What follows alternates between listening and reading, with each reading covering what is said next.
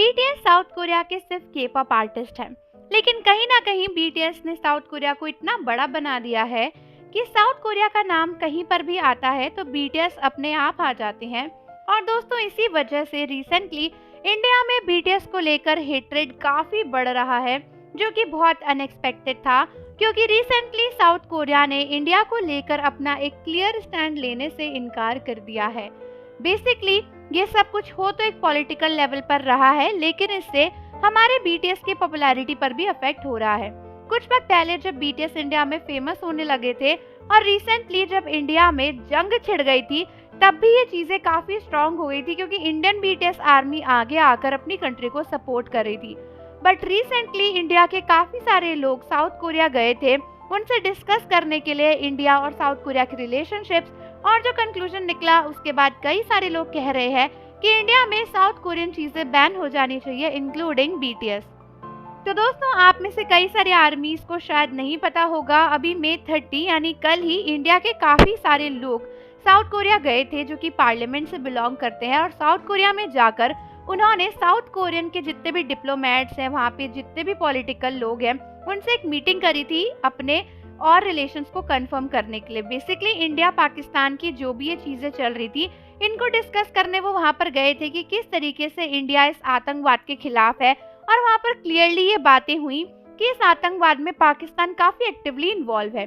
दोस्तों, यही नहीं बल्कि वहाँ पर साउथ कोरियंस को पूरी सिचुएशन समझाई गई और उनसे डिस्कस किया गया कि किस तरीके से इंडिया ऑपरेशन सिंदूर को लेकर आगे प्लानिंग कर रहा है।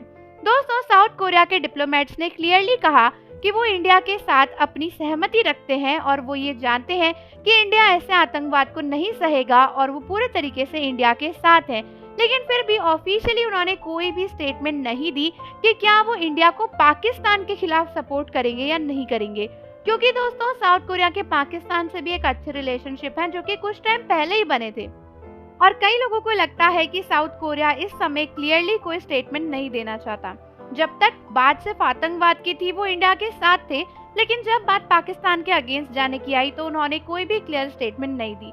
जिन लोगों को भी इसके बारे में पता चला वो साउथ कोरियन गवर्नमेंट पर काफी गुस्सा है, और उनका कहना है कि साउथ कोरिया और इंडिया का जो रिलेशन है वो काफी सालों पुराना है और पाकिस्तान से उनका रिश्ता अभी अभी जुड़ा है, लेकिन उसके बाद भी वो पूरे तरीके से इंडिया को पाकिस्तान के खिलाफ सपोर्ट करने के लिए तैयार नहीं है, जबकि ये जंग काफी टाइम से चल रही है। और उस समय भी साउथ कोरिया ने इंडिया को आतंकवाद के अगेंस्ट सपोर्ट किया था, बट जब पाकिस्तान के साथ हमारी ये सारी चीजें हुई तो साउथ कोरिया ने आकर कोई भी स्टेप नहीं लिया था।